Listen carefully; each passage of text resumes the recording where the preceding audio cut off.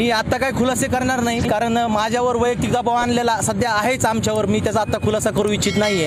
पण त्यांचे जर असंच त्यांनी आमच्या कुटुंबाला आणि आमच्यावर दबाव आणण्याचा प्रयत्न केला तर नक्कीच पूर्ण राष्ट्रवादी काँग्रेस पार्टी, धनंजय मुंडे साहेब असोत, राजेश्वर आबा चव्हाण असोत, आमचे महबूब शेख असोत प्रदेशाध्यक्ष, जयंत पाटील साहेब, पवार साहेब, पूर्ण आमच्या पाठीशी राष्ट्रवादी काँग्रेस युवकांच्या पाठीशी आहेत। ह्यांनी आमच्यावर कोणत्याही प्रकारचा दबाव आणला नाही। जर आम्ही खोटे कामे केलेले आहेत, जर तुम्ही खोटे कामे केलेत, आम्ही काय मानहानी दावा आमच्यावर ठोका।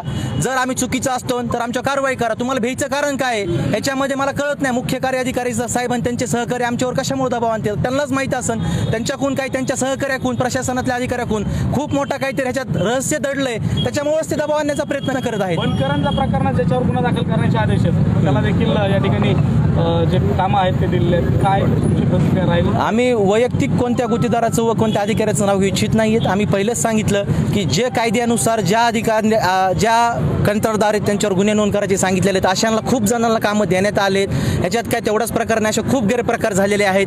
काही ठिकाणी बिलो मायनस असताना पण ज्यांचे इस्टिमेट रेटने भरले त्यांना कामं देण्यात आली, कारण अधिकाऱ्यांच्या त्यांच्या सोयरी जवळ असतात किंवा त्यांचे संबंध चांगले असतात, मैत्री असतात, त्यानुसार त्यांनी कामं वाटप केलेले आहेत। फक्त आम्हाला अपेक्षा आहे की ह्याच्यावर जर कारवाई काढण्यात आली नाहीये आयुक्त साहेबांनी किंवा तर आम्ही पुढे राष्ट्रवादी काँग्रेस पार्टी बीड जिल्हा सामाजिक कार्यकर्ते ढवळे साहेब असेल, असे खूप जण आमचं जोडलं, राजेश्वर आमचे जिल्हाध्यक्ष असतील, आम्ही सर्व पुन्हा आयुक्त कार्यालयावर मोठा मोर्चा काढण्यात येईल एवढा आम्ही गंभीर इशारा दबाव वाढला तर तक्रार देणार आहेत का? आम्ही तक्रार देणार नाहीत। आम्ही भगतसिंग सारखं फासावर जायला पण तयार